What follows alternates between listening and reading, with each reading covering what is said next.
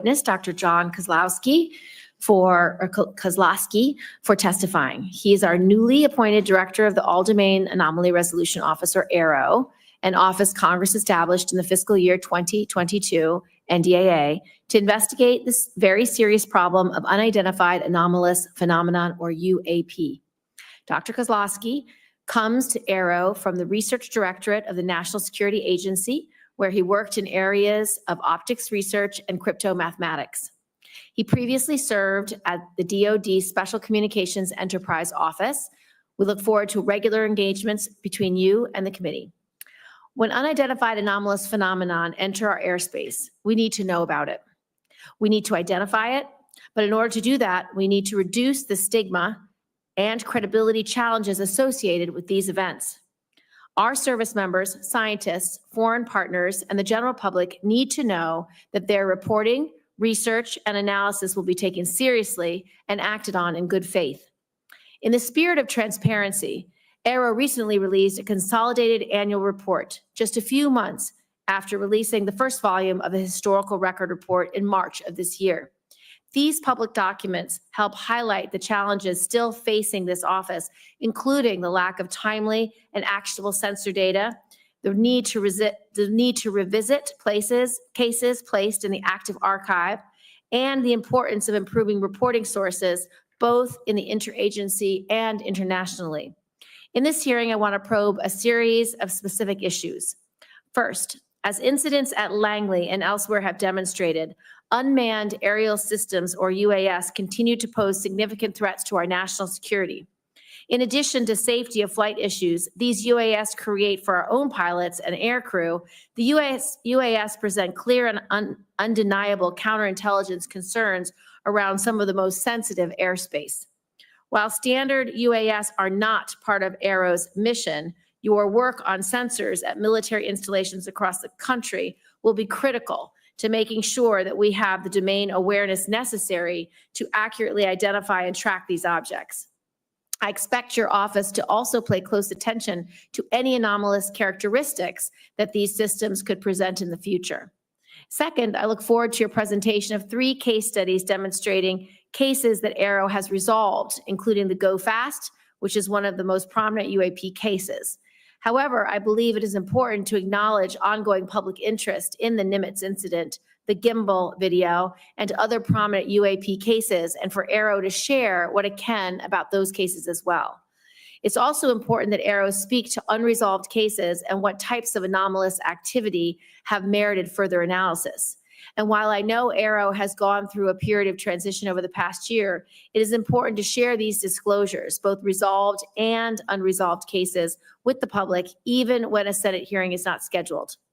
Lastly, while some have been hesitant to come forward to AARO in the past, I hope that potential individuals with firsthand knowledge of unreported programs view your arrival in this position as an opportunity for a new start. AARO was created by Congress to do this work. Congress waived non-disclosure agreements for those who disclose information to AARO and gave AARO the authority to go and turn over every rock. I hope those with information to share use this opportunity so that we, as your senators who represent you, can do our jobs. I look forward to hearing more on these issues from Dr. Kosloski and for members to start a dialogue on this important topic. With that, I would like to turn to Senator Ernst for her opening statement. Thank you, Madam Chair, and thank you, Dr. Kosloski. Our hearing today is about identifying UAPs and understanding their potential implications, which could range from technological advancements to potential threats to our national security. Are these phenomena tied to foreign adversaries such as China or Russia, leveraging advanced technologies beyond our current capabilities? Or do they represent unknown scientific phenomena that challenge our current understanding? We must answer these critical questions to ensure that our national security is not compromised. It is vital that all agencies work in tandem to aggregate data, identify patterns, and develop robust analytical frameworks. Our ability to detect, track, and respond to UAPs requires the latest technology and full cooperation from all government branches. Thanks very much, Dr. Kosloski, for your attention to this matter, and I look forward to the valuable insights that you and AARO can provide to our committee, and I yield back. Thank you. Dr. Kosloski, please make your opening statement. Thank you, Chairwoman Gillibrand, Ranking Member Ernst, and distinguished members of the subcommittee. It is a pleasure to be here on behalf of the Department of Defense as the new director of the All-Domain Anomaly Resolution Office. I appreciate the opportunity to provide a status update on AARO's work and respond to your questions about unidentified anomalous phenomenon, or UAP. On behalf of the department and the entire AARO team, I want to say how grateful we are to Congress for its continued support. Unidentified objects in any domain pose potential threats to U.S. safety and security. Reports of UAP activity, particularly near national security sites, must be treated seriously and investigated with scientific rigor by the U.S. government. By way of introduction, I'm Jon Kosloski. I'm a researcher at my core with an academic background in mathematics, physics, and engineering. I've spent most of my career at the National Security Agency, leading advanced research in the areas of optics, computing, and cryptomathematics. By nature, I am drawn to tough scientific problems, which is what brought me to AARO and the UAP mission. Since I arrived at AARO in August, I've been impressed by the breadth and depth of my team's experience and the framework they've established to rigorously analyze UAP reports. AARO has taken meaningful steps to improve data collection and retention, bolster sensor development, effectively triage UAP reports, and reduce the stigma of reporting UAP events. Last year, AARO worked with the DoD's Joint Staff to issue guidance to defense personnel worldwide on how to report UAP observations and is working with the military services regarding implementation. AARO has also launched a public website that features UAP imagery, case resolutions, material analysis, archival records, and more. These are only a few examples of AARO's recent progress, and we're just getting started. To date, AARO has over 1,600 UAP reports in its holdings from across the U.S. government. I'll share a slide in just a few minutes with updated UAP analytic trends. You'll see that many reports resolve the commonplace objects like birds, balloons, and unmanned systems, while others lack sufficient data for comprehensive analysis. Although only a small percentage of reports received by AARO are potentially anomalous, these are the cases that require significant time, resources, and a focused scientific inquiry by AARO and its network of partners. It is important to underscore that, to date, AARO has not discovered any verifiable evidence of extraterrestrial beings, activity, or technology. To accomplish AARO's national security mission, I have set 3 priorities for the office: building strong partnerships, promoting transparency, and scaling up the work of the office. AARO cannot do its work alone. Building partnerships across government, academia, industry, and with the public is essential to the success of the office. Strong cooperation with the military services is particularly important. We rely on their support to implement our reporting guidance and to amplify the message that there should be zero stigma associated with UAP reporting. We also rely on partnerships with the national labs, the Office of the Director of National Intelligence, FBI, Department of Homeland Security, NASA, all of which play a role in the whole of government effort to address UAP. Recognizing the talent and expertise that reside outside of the government, AARO will continue to explore new ways to partner with the academic and scientific communities to investigate its most complex UAP cases. A related priority for AARO is transparency. Our ability to collaborate with key partners, including the scientific community and the public, relies on information sharing, to include downgrading and declassifying UAP-related information. In some cases, it may be unclear to the public why the DoD classified a piece of information in the first place. Why are photos of seemingly benign objects such as balloons classified? It's often the case that an object or phenomenon isn't itself a security concern, but the location, source, or method used to capture it is still sensitive. Many cases are difficult to quickly release to the public, but are reported to the appropriate committees in Congress that are authorized by law or House and Senate leadership to receive the information. It is important to note that AARO does not unilaterally declassify information. Instead, we work with the originator of a classified record to ensure that declassifying that record does not inadvertently harm national security. This can take time. Nonetheless, the department is committed to declassifying and publicly sharing more information on UAP while protecting sensitive sources and methods. I'll be sharing some newly declassified imagery in just a few minutes. AARO is also working closely with the National Archives and Records Administration to make UAP-related documents publicly available in a digitized collection. Meanwhile, AARO continues to review the U.S. historical record relating to UAP. We welcome any former or current government, civilian, contractor, or military service member with relevant information to reach out to us at www.aaro.mil. My final priority is scaling up AARO's work to match its mission. AARO needs to bolster the quantity, quality, and diversity of data that it acquires and examines. This means tapping into existing data sources within the interagency while deploying AARO's own organic sensor capabilities. To the extent that UAP results from the domain awareness gaps, more and better data will help us fill those gaps and help us understand what is being encountered. In closing, AARO is committed to the highest standards of scientific integrity. We will not foreclose on any explanation for UAP prematurely. We will continue to follow the science and data wherever they lead. We will continue to have an open and frank dialogue with Congress in settings like these and in classified briefings.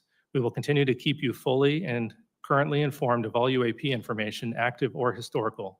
And finally, we will share as much information as possible at the unclassified level to inform the public of AARO's activities and its findings. For now, I'd like to turn to a brief presentation of UAP trends and cases, and then I'd be happy to take questions.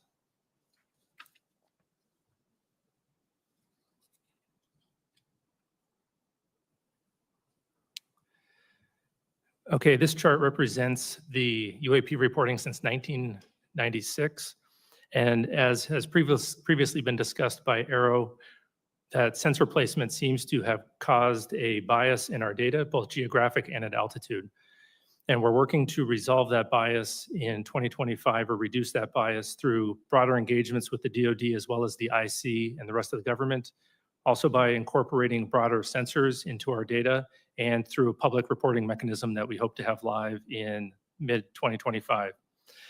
On the left side, it shows the altitudes, and we'll see it's a bit cut off. We'll see that most of the reporting occurs between 15,000 and 25,000 feet. That happens to be where most of our sensors are.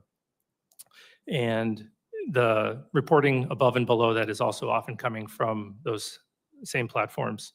In the center, we'll see that the resolved cases have the vast majority being balloons and UAS. We're seeing a great increase in satellites recently, particularly with the launch of mega satellite constellations such as Starlink, where the satellites are catching what is called satellite flares or glint off the sun just after sunset or just before sunrise. And on the rightmost, we'll see the morphology or the shapes that have been reported. The majority have been lights or orbs. We think that there's going to be an increase in the lights with the mega constellations, but our most interesting cases, some of which I'll discuss later, are actually the shapes such as the triangles or the cylinders. And at the bottom, we'll see the geographic bias that I mentioned before, where most of the reports historically had been near the government sites. This bias has been reduced recently by reporting from the FAA. We now get weekly reports from them. And great thank you to our aviators for making those reports. It helps our analysis quite a bit. Okay, a case that we thought would be a transmedium case as it was reported is well known on the outside, known as the Puerto Rico case. It was data collected in 2013 when a Customs and Border Patrol aircraft observed an object flying near an airport in Puerto Rico. The green line in this diagram is the track that the airplane was taking. And those many crossed lines are the directions that the camera was facing at the time that the airplane was flying around the airport. And we'll watch the video in just a moment. The orange arrow in the center is where we assess that the UAP was actually flying. And transmedium means that it goes from one domain into another. In this case, it looks like it goes from the air into the water and then back into the air. We assess that it was actually flying over the airport the entire time. And this video was taken with infrared, and what appears to be the transmedium part where it goes into the water is actually where the temperature of the water is equal to the temperature of the object, and the camera can no longer distinguish between the two. It's not that the object actually goes into the water. And so we assessed that the object, likely a pair of balloons or sky lanterns, was floating at about 7 knots over the airport and descending to about 200 meters. And this video will be released, and our report will be released later this year. The Go Fast was captured the public attention and congressional attention when it was made public in 2017. Looks like an object flying very fast over the water, very close to the water. Through a very careful geospatial intelligence analysis using trigonometry, we assess with high confidence that the object is not actually close to the water, but is rather closer to 13,000 feet. Diagram here shows as the platform is flying and capturing the object, if it is closer to the platform at a higher altitude, a trick of the eye called parallax makes it look like the object is moving much faster. And so we've written a detailed paper on parallax, released that on our website so that the public can literally check our math on this analysis. An interesting case, which I don't believe the public is familiar with, is captured in 2018 from a UAV flying in the Mediterranean, watching Mount Etna as it was erupting. And it appears that that object is flying through the plume of superheated gas and ash. This was a rather difficult case to resolve. We had to pull in support from a number of IC and S&T partners and even reach out to a volcanologist. And through very detailed 3D modeling and pixel by pixel analysis of the object as it's traversing across the clouds, they assessed that the object was actually 170 meters away from the plume and not flying through it. And to be clear, AARO does not believe every object is a bird, a balloon, or a UAV. We do have some very anomalous objects. It's just the nature of resolution. We can only resolve things that we understand. So we're now working on additional products where we can inform the public, Congress, and others of the objects as we're studying them, rather than once we've resolved them. With that, I'll take your questions. Thank you, Dr. Kosloski. I appreciate your testimony. It's been widely reported that individuals claiming firsthand knowledge of unreported UAP programs have been reluctant to engage with AARO. What message do you have for those individuals, and how will you work to gain their trust? I would let them know that Congress has gone out of its way to create the organization AARO specifically to conduct these sorts of investigations, and has uniquely empowered them to have access to all UAP related information, whether that's historic or current. Mm-hmm. And we take that responsibility and those authorities very seriously. And so we have been reaching out to a broader community, encouraging folks who had talked to AARO personnel in the past and maybe felt uncomfortable to come back to us. We've met with several of their interlocutors and a couple of firsthand witnesses, and we are making great progress. And those firsthand witnesses that we have talked to do feel comfortable coming back to us. Mm-hmm. And so we hope that more folks that do have information would go to www.aaro.mil, fill out the form, send it to us so we can bring them in for interviews and add their information to our investigations. Thank you. I recently just read your report from March, your historic report, and I would encourage anyone who's interested in this topic to read the report, because when I was asked by a reporter about it, they said, well, it doesn't show any evidence of secret programs that have aliens. That's not how I read the report. What I read the report is the US government took sightings extremely seriously over the last 75 years, put some of the greatest minds ever to analyze these cases because they assess them as some deeply unknown phenomena that may or may not cause threats, that may or may not be related to adversaries, but are certainly something that the US government needed to know about. And what I read from this report is that we resolved numbers of cases, but in almost every instance, whether it was in the 40s, the 50s, the 60s, the 70s, the 80s, the 90s, the noughts, half the cases were unresolved. So I don't think this is an example of the government not taking these cases seriously. I think this is an example of our government spending 75 years taking these cases very seriously. And interestingly, for the group that put together this report, they didn't have access to any firsthand reporting. And so from my perspective, for whistleblowers and people who want to come in, please come in, because the purpose of AARO is so that the senators can do our job to provide oversight, accountability, and transparency. we find it very concerning that our pilots, that our Navy officers, that people who have sightings of UAPs are denigrated, are somehow dismissed or disregarded. They need to be protected. This is a huge issue for national security because, number one, we don't have domain awareness, which is very problematic. Number two, we don't have domain superiority if we don't understand how different UAPs are flying, what technology they're using, what their mission is, what their purpose is. And at the base level, we have so many UAPs around our bases, around our military sites, around our nuclear sites, that it's deeply disturbing that adversaries at a minimum could be using these opportunities to spy, to glean intelligence that will harm our long-term national security. So I'm grateful that you're taking the whistleblowers very seriously. I'm grateful that AARO is trying its best to integrate the private sector, the public, into their work. Interestingly, in this hearing, we heard that the FAA is now working hand in glove, which is very helpful. We want this public-facing accessibility to be put in place by 2025 so that people can upload their videos, their data, their reports.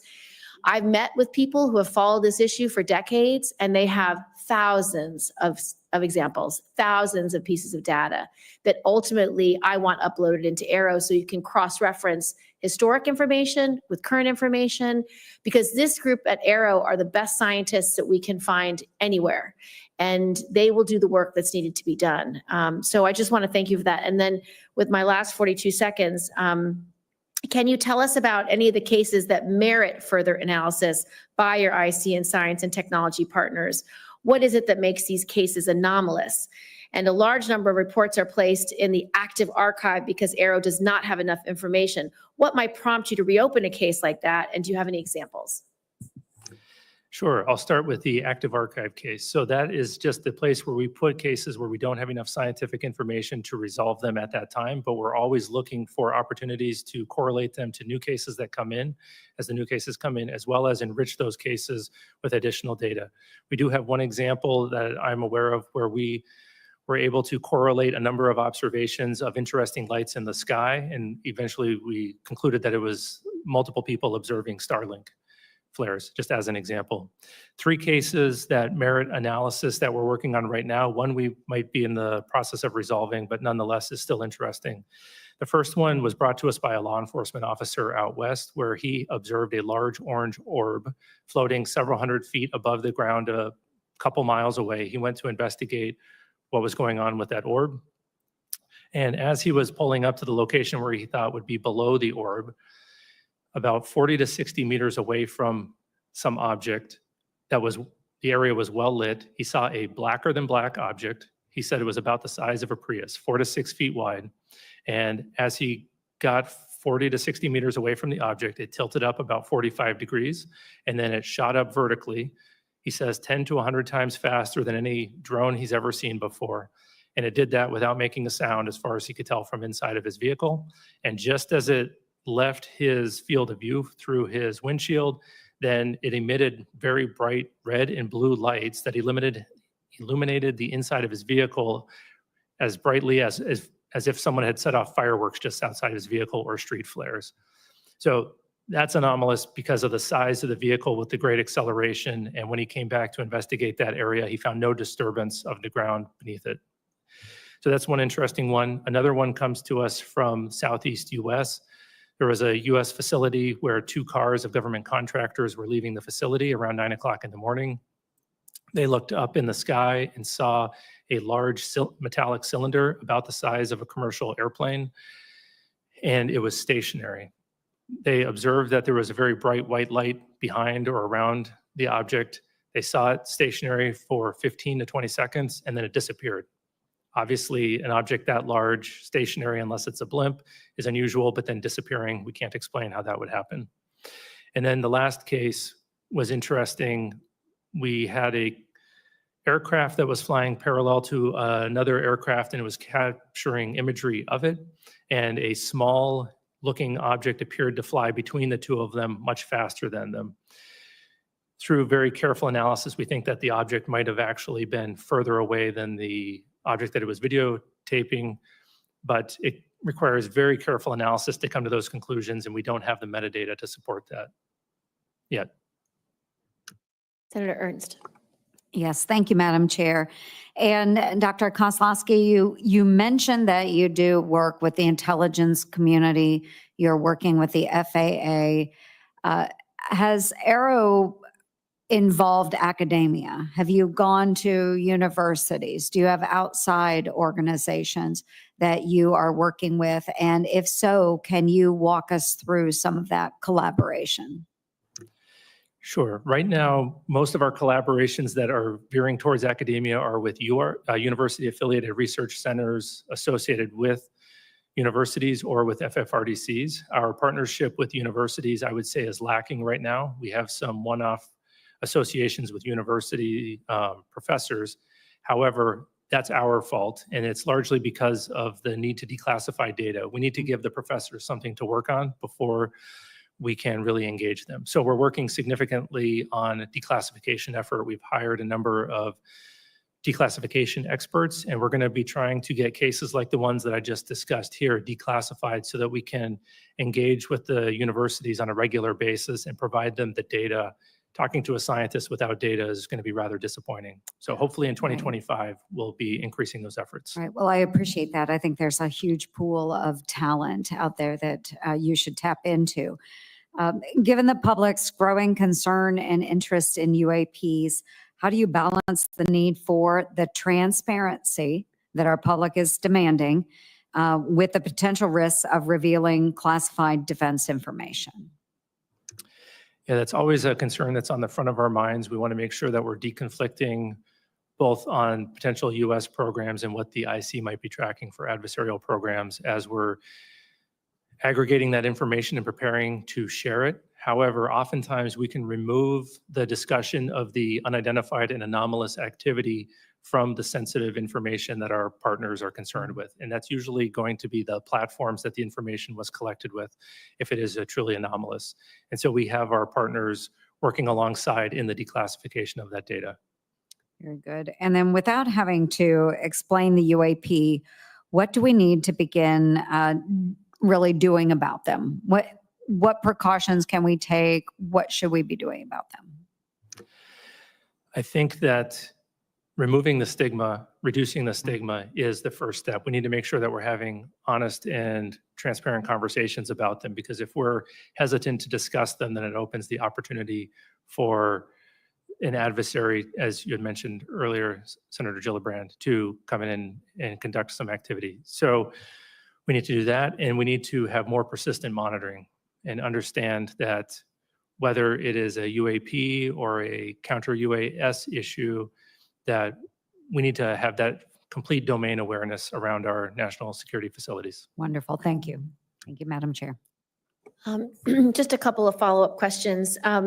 We didn't discuss in this setting the most recent UAP or UAS encounter with bases like Langley.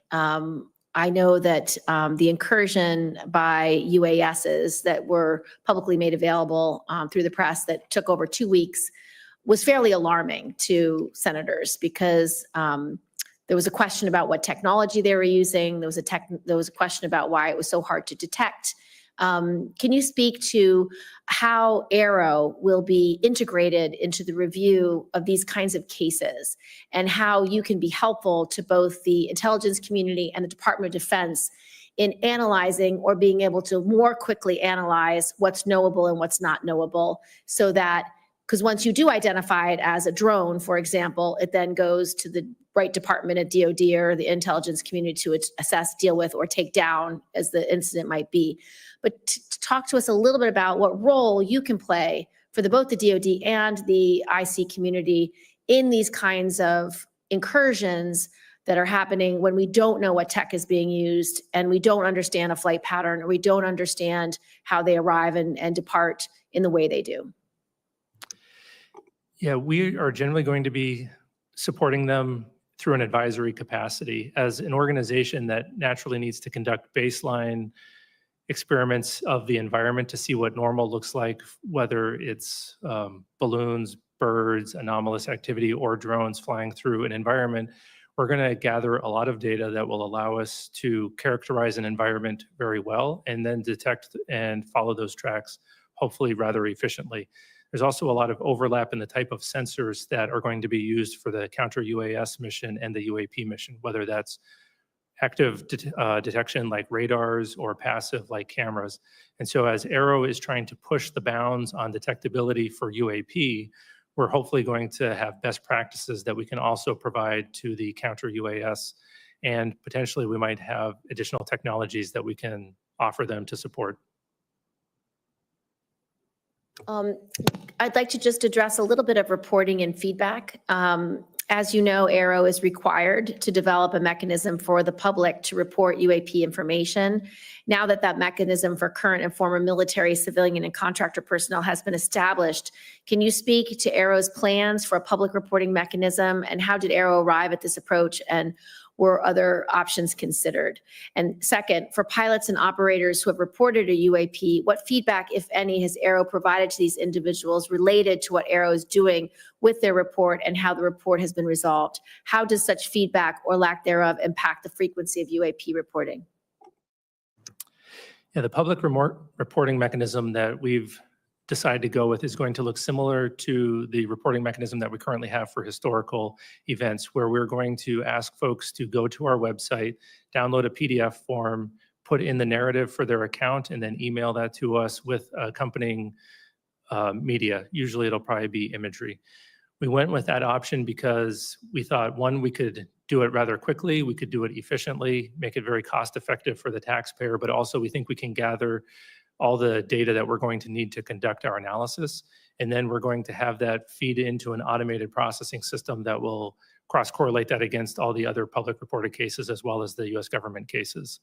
We did consider a number of other reporting mechanisms as to include automated online forms as well as cell phone apps. And we ultimately decided that this would be the safest, cheapest, and easiest to maintain in the future while protecting the private information of the individuals who are reporting. Regarding the feedback from the resolved reports, right now we don't have a good feedback mechanism. It's fairly informal. We're working on building a case management system that AARO will use at all classification levels, and hopefully in that we'll be able to provide feedback as the case is going through the resolution process. We have multiple phases. Then the folks who report that, whether it's a pilot at the classified level or someone potentially reporting through another mechanism, they'll get that automated feedback. And then it is not determined at this point yet how much information we'll be able to include in that feedback where it is in the process. It'll depend on the classification of the resolution of the case. My final question is there anything that you need to tell the Senate that you need from us, whether it's funding, whether it's support, whether it's legislation? Is there any requests that AARO has of us, or anything else you need to brief us on for us to be able to do our jobs to protect our service members, as well as integrate public interest and public data and information into the future analysis efforts of AARO? So first of all, I want to say thank you again. I think that the authorities that we have are remarkable, and I think that we are well-resourced as an office. The only ask that I would have is that you continue to champion us, particularly with witnesses, encourage them to come forward and report to us so that we can have a more fulsome investigation of the potential historic or ongoing legacy programs. Thank you so much. Hearing adjourned.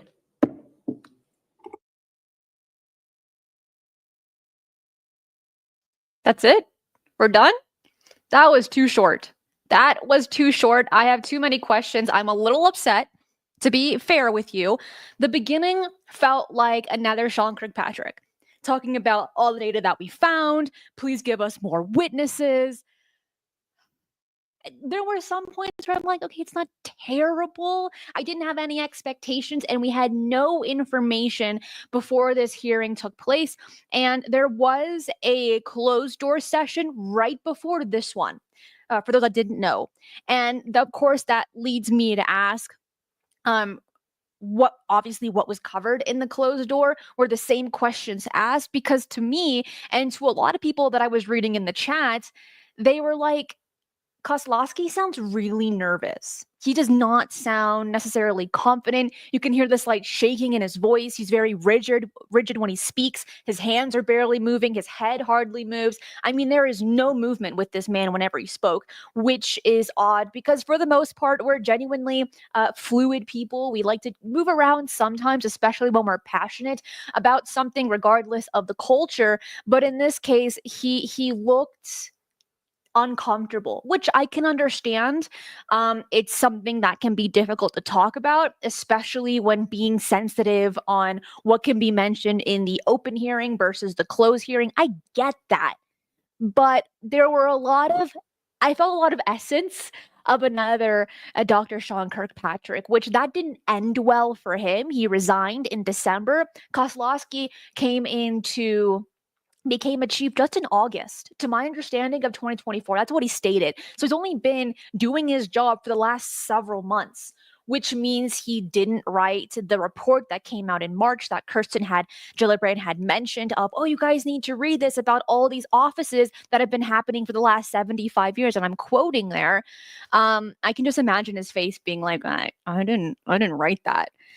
And then my question would be, this last report that we just received a few days ago, where the cutoff was in June of 2024, did he write that report? Or was it kind of a 50-50 with Kirkpatrick and Kosloski, and then the person that was kind of taking up office in the middle during that transitional period? I have a lot of questions. It was very short. It felt very similar to the last AARO funding hearing that we received last year. Kirsten Gillibrand was there. Ernst was there as well. And in this case, I feel like Kosloski saved himself just a little bit when Kirsten Gillibrand asked, what can Congress do to help? And I low-key felt like it was a trick question. And I will say he answered it wisely. It wasn't, yes, give us more money, give us more funding because we need all the money we can get. He was like, no, you guys are doing great. Thank you so much. If anything, just hand us more witnesses. And I was like, okay, that was a smart little detour over there.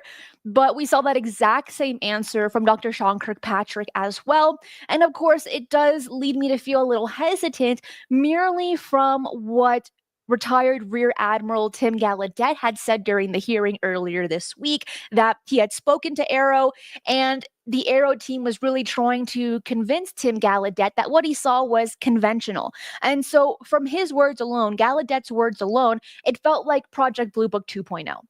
Then we are seeing Kosloski for the first time ever come out and speak to the public, you and I, on the things that his team has found and who he's working with, which we saw that in the report that was, again, released just a few days ago. There's a whole list of all these agencies that he is working with. And then he did some name dropping, such as NASA as well, which got me thinking about the hearing. Honestly, this last 7-8 days have been crazy. We got the latest UFO hearing, then we got the AARO report, then we're getting this AARO hearing. It's kind of crazy, really. But what is interesting here is that in the hearing that took place just a few days ago on the 13th, where NASA, Michael Gold comes up and he's like, NASA is the one to be researching all this UFO stuff. We have all the technology. We're super amazing. Hand it over to us. And I thought it was odd that Michael Gold didn't really say anything about AARO. If anything, when an AARO question was brought up to him, he would look at his panelists and he's like, I think these guys can answer it a little better than me. At least that's the vibe that I got from it. But turns out, according to Kosloski, AARO and NASA have been working hand in hand, which I'm just putting that out there. Now, what are they covering exactly? You and I are both in the dark. I don't know. You don't know. It's a bit confusing and very disappointing. Then we see, oh, by the way, the Aguadilla case solved it. The Go Fast solved it.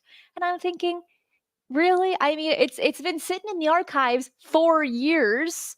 and you're just now solving it, if anything, or are you just kind of giving us the left hand ready to slap us across the face and making us think that we're a little silly here, that they are explainable based off of the very limited descriptions that they gave us?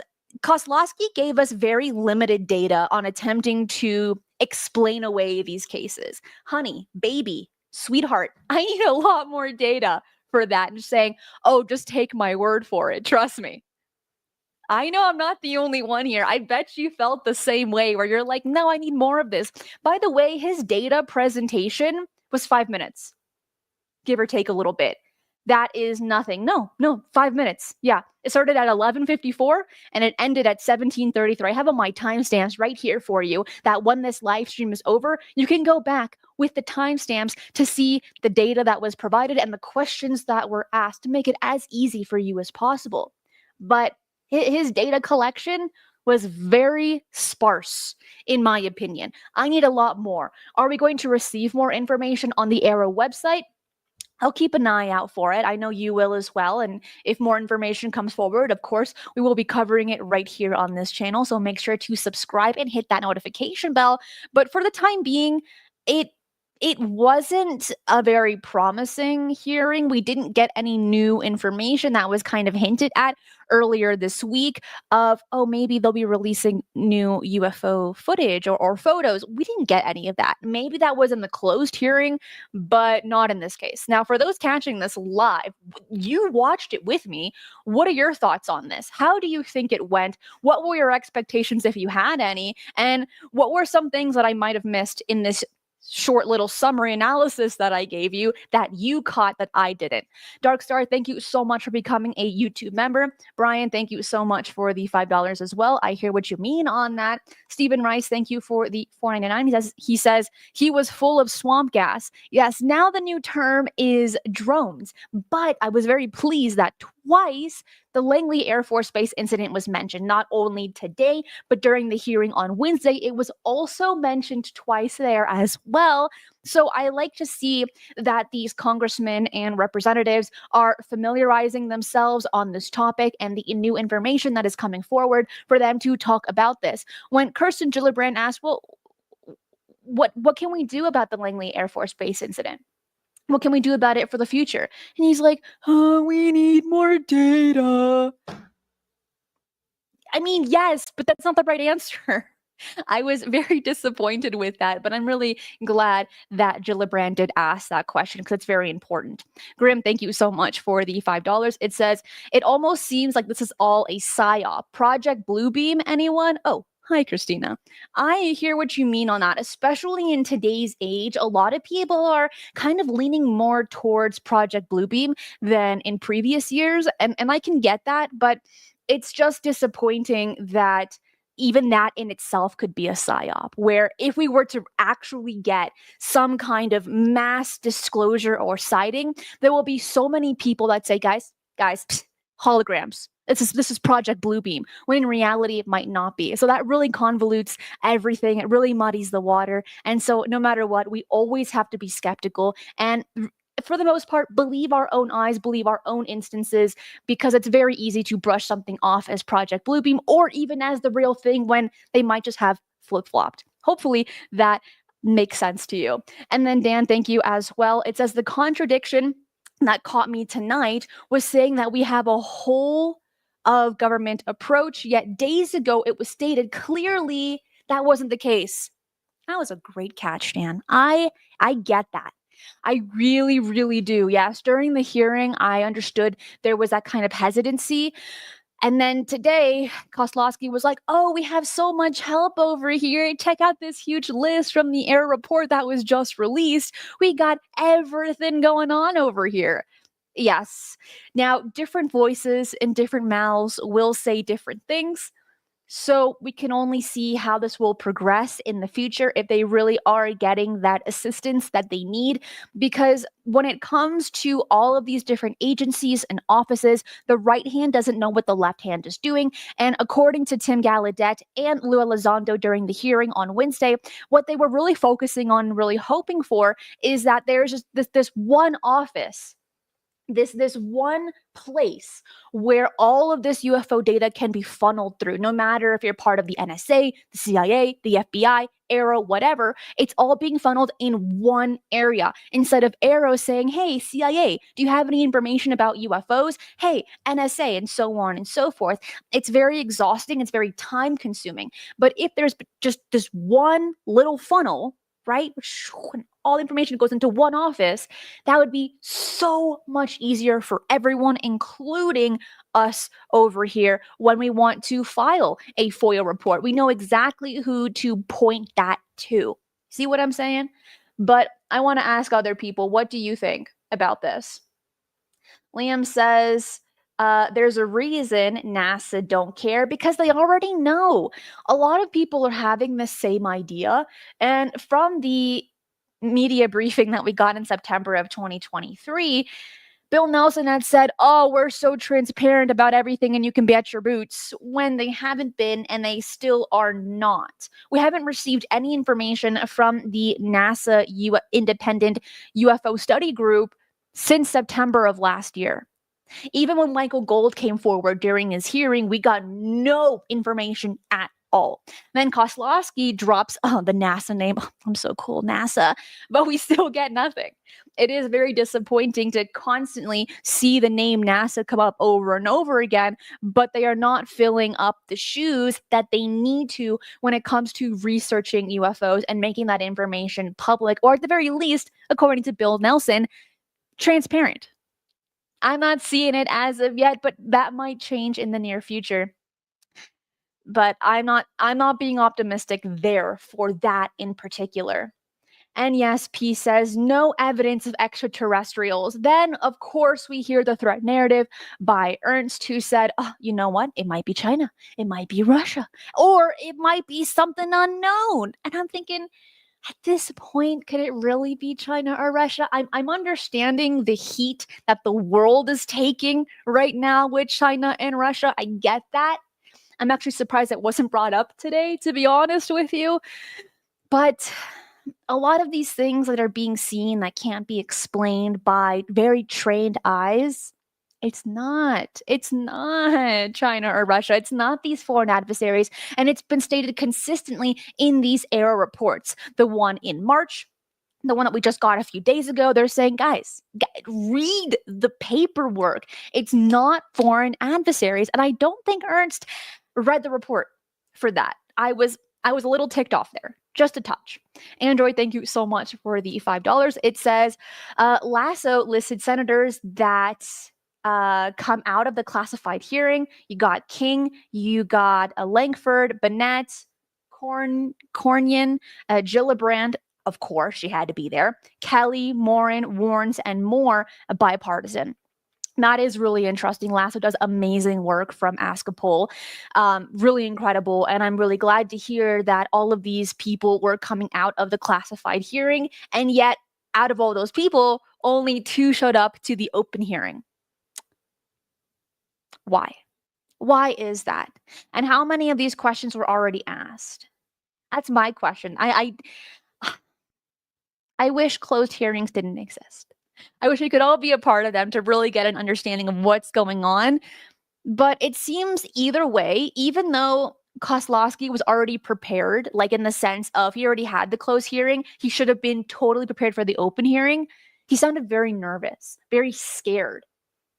Is it because he's not good at public speaking? Is it because there's information that he can't go deeper into? Right? Is it because he's being silenced by someone behind the scenes? That's a possibility as well. Now that Dr. Sean Kirkpatrick is no longer the chief of AARO, is he going to be another J. Allen Hynek, where working for the government, doing their dirty bidding, right? Saying, oh, guys, that's an owl on top of a tree trunk. I mean, do you have eyeballs or what? And then years later, he's writing these books like The UFO Experience. He's helping direct movies. He's doing interviews and saying, no, there's really something to it. And it's really freaky. And there's something that I couldn't explain. Could Kirkpatrick be doing the same thing? It's a possibility. Now he's not being stared at so heavily under a super bright lamp anymore. And what's disappointing with Kirkpatrick, let me state this, is that he really shot himself in the foot when he was in the public eye. No one believed him because he was very fickle and he had this arrogance about him. Now, if he were to say anything true about what he researched when he was a part of AARO, nobody would believe him. He could say anything. It could be so diddly darn true. And people would be like, nah, Kirkpatrick, you're just pulling my leg, you silly little goose. And he's like, guys, no, I'm serious. Like, this is insane. No one's going to take his word for it. And he did that to himself. Now, Kosloski, on the other hand, he's giving me a nicer version of Dr. Sean Kirkpatrick, but still the same kind of deal. Could I be wrong? I would love to be wrong. Please, Kosloski, prove me wrong. But I'm not having super high hopes on this one. But what about you? I want to throw this on over back to you. Based off of this hearing, based off of this first encounter that we've had with Kosloski, tell me, which everyone got his name wrong the first time around, myself included. And then they corrected themselves soon after. Spectre says, if it was China or Russia, we would already be at war. I agree with you there. I really do. But we haven't been at war yet, right? So that means these UAP UFOs probably aren't China or Russia. And 10-8 Comics, thank you for the $9.99. It says, if only the Air Force were part of the whole government approach. Wait a minute. They need to push that. Why? Why do you think having the Air Force would be more beneficial? I mean, they were the head of Project Blue Book, right? Do you think it would help us this time around, maybe with pilots, having them be more open to come forward? Kirsten Gillibrand had mentioned that she's very happy that the FAA is now cooperating with AARO and pilots to release their UFO information. Sorry to break it to you, but the FAA should have done that when they opened it. But no, they were like, what? Pilots releasing UFO information? Never heard of it. I don't know what's going on. And then now they're like, oh yeah, we should definitely encourage pilots, shouldn't we? If you are enjoying the hearing and the analysis, hit that like button right down below and subscribe if you haven't already, as we do this all the time. But before we finish it off, I still want to hear it from you. Okay, AJ Raffles. This is really interesting. The Immaculate Constellation report said reproduction vehicles and that the US has been gathering information and images of them. This suggests they were reproduced by a different country. A different country? I'm sad that the people that were there didn't ask Kosloski these questions about the Immaculate Constellation, because you would hope that AARO would have, at the very least, read the report that was released just a few days ago by Nancy Mace, right? I was like, this hearing was way too short. It was only 30 minutes, 35 minutes tops. I need more time. We need to ask bigger and better questions. Some of the questions weren't my favorite, but the Langley Air Force Base one, I had to applaud. I was like, yeah, that's pretty good stuff. I agree. YQuest says, catastrophic disclosure now. Yes, I'm with you on that one. And Richard, thank you so much for that as well. I really appreciate you supporting the channel. Let's see. Flux says, AARO wasted justice split. I want a refund. You and me both. I want one as well. But we're not getting one. Maybe we'll get some better information in the near future, like the AARO Report Volume 2. We got Volume 1 in March, which covered all these UFO offices from the late 50s on over to AARO, but no Volume 2? How is that going to be written? Who's going to write it? What's it going to cover? Has it already been written since they knew when they released the one in March that there was going to be another volume? What's up with that? When is that going to come out? That's maybe then they could redeem themselves. But as of now, the latest report that we got, this hearing that we got, no. John says, AARO, what a joke. And Thunderbird says FAA is a joke. I know. It's not looking very good for them. Really not.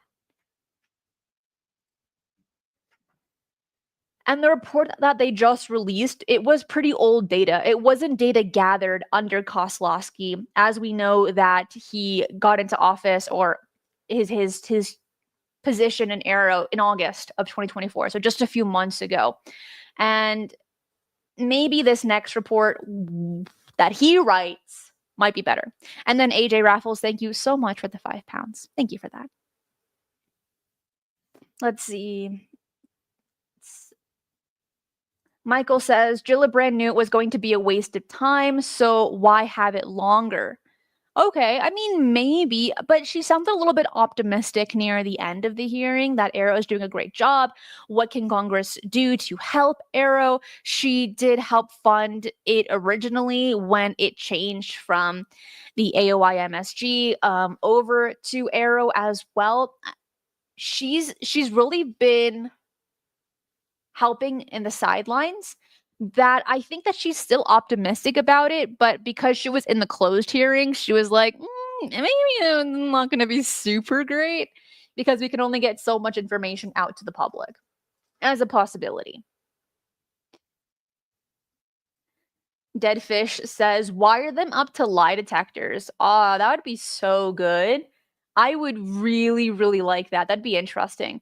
But I really wish that Nancy Mace had been there, Anna Paulina Luna, Tim Burchett. These are people that are a lot more knowledgeable in this topic than other representatives, as they are part of the UAP caucus, really pushing for UAP transparency and disclosure. I wish they were there. They do ask better questions overall, but unfortunately they weren't. And according to what Android had mentioned a little bit earlier, from Lasso's list, they weren't even in the closed hearing.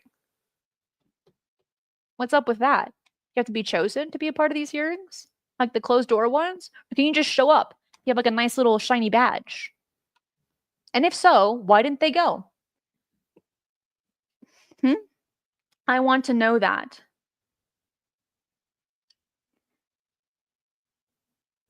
Let's see. So before we end today's stream, I'm going to finish it off with this. What were your thoughts of this hearing? Do you think it's going to get better or worse or remain the same as the months continue?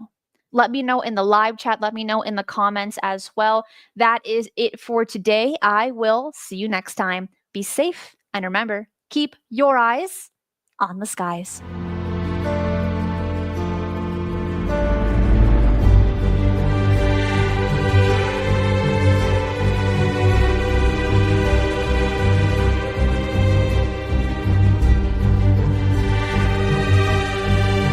If you enjoy the strange and the mysterious, UFOs, the paranormal, and cryptids, this channel is for you. So make sure to subscribe, as I do 3 videos right here every single week, and hit that notification bell so you do not miss any of the bonus content I post right here.